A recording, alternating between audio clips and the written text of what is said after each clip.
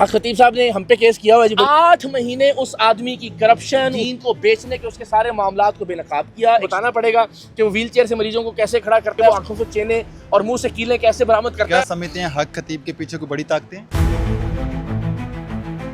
اس پہ بسم اللہ الرحمن الرحیم حق خطیب صاحب نے ہم پہ کیس کیا ہوا ہے جی, بڑی انٹرسٹنگ بات ہے.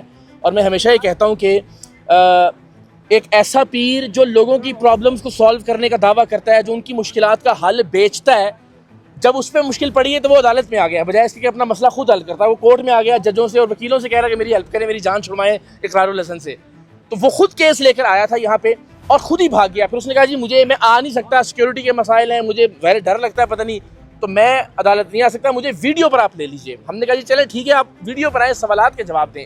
تو آج میاں علی اشفاق صاحب, پاکستان کے بڑے نامور وکیل, آپ سب جانتے ہیں, بڑی بہترین تاریخ ہے ان کی مقدمات کی, بڑا شاندار ٹریک ریکارڈ ہے, کیا کراس کرتے ہیں, کن کن مقدمات میں انہوں نے اپنے جو لوگ ہیں انہیں نکالا ہے, ہم سب جانتے ہیں. تو انہیں آج آنا تھا اور حق خطیب کے ساتھ کراس ایگزامینیشن کر رہا تھا. میں بڑا ایکسائٹڈ تھا کہ وہ, لیکن آج ایک متعلقہ آفیسر جو ہے ان کی غیر موجودگی کی وجہ سے تو نیکسٹ ڈیٹ پڑ گئی ہے 22 سپٹمبر پرابلی. تو میاں علی اشفاق صاحب کے ساتھ ہماری رات بڑی طویل نشست ہوئی کہ یہ کراس کیسے ہوگا. ہم بڑے ایکسائٹڈ ہیں, پاکستان کی قوم, پاکستان کے صحافی, جرنلسٹ سب دیکھیں گے کہ ہم پہلے اس کے پاس پیچھے مائک لے کے گھوم رہے تھے کہ سوالات کے جواب دے, اب وہ خود پھنس گیا ہے عدالت میں کیس کر کے. اب اس کو ہر سوال کا جواب دینا پڑے گا عدالت میں. اب اس کو بتانا پڑے گا کہ وہ کہاں کا پیر ہے, اس کو بتانا پڑے گا کون سی ڈگری ہے اس کے پاس, اس کو بتانا پڑے گا اس کو کون کون سی آیتیں آتی ہیں, نماز آتی ہے کہ نہیں آتی, قرآن مجید آتا ہے یا نہیں آتا, اس کو بتانا پڑے گا کہ وہ ویل چیئر سے مریضوں کو کیسے کھڑا کرتا ہے, اس کو بتانا پڑے گا کہ وہ آنکھوں سے چینے اور منہ سے کیلیں کیسے برآمد کرتا ہے.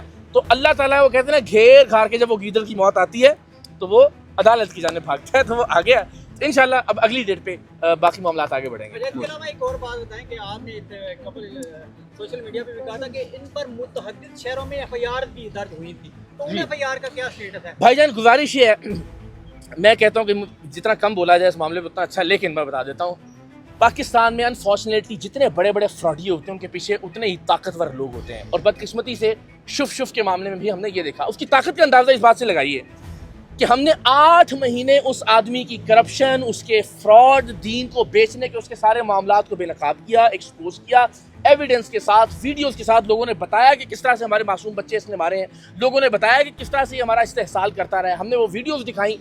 لیکن انفارچونیٹلی اس سارے معاملے کے بعد پرائم منسٹر آف پاکستان اور آرمی چیف صاحب کی موجودگی میں جو علماء کانفرنس ہوئی, شف اس میں سب سے پہلے نمبر پہ بیٹھا ہوا تھا جسے ایک آیت نہیں آتی.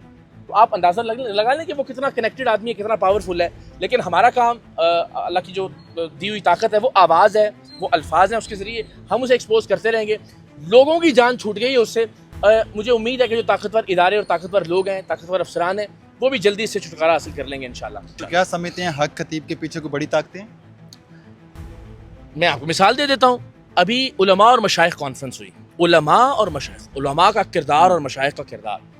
وہ بدبخت جو آج تک پچھلے سال بھر میں ہم نے جب سے اس کے خلاف کیمپین شروع کی ایک آیت نہیں سنا سکا. اس کی 15 سال کی سوشل میڈیا کی لائف میں کوئی ایسی ویڈیو موجود نہیں جس میں کوئی ایک آیت اس نے پوری پڑھی ہو. وہ جس تصوف اور طریقت کا نام لے کر اپنی دکان چلا رہا ہے, اس کے جو بڑے بزرگ ہیں, خواجہ معین الدین چشتی اجمیری رحمۃ اللہ علیہ, وہ خواجہ محی الدین علی حجویری کہتا ہے ان کو, وہ ریکارڈ پر موجود ہے. جس آدمی کو بزرگان دین کے نام نہیں آتے, جس آدمی نے آج تک ایک آیت مبارکہ نہیں سنائی, جس آدمی کو نماز میں چیلنج کیا تھا, اس آدمی کو علماء مشائخ کانفرنس میں آرمی چیف کی موجودگی میں, وزیر اعظم پاکستان کی موجودگی میں پہلی سیٹ پہ بٹھایا ہوا تھا, مفتی تقی عثمانی صاحب کے ساتھ, مفتی منیب الرحمان صاحب کے ساتھ. جس آدمی کو ایک آیت نہیں آتی, تو اس کی طاقت کا اندازہ آپ ذرا لگا لیجئے. مجھ سے زیادہ مشکل ہو جائے گی. بہت شکریہ.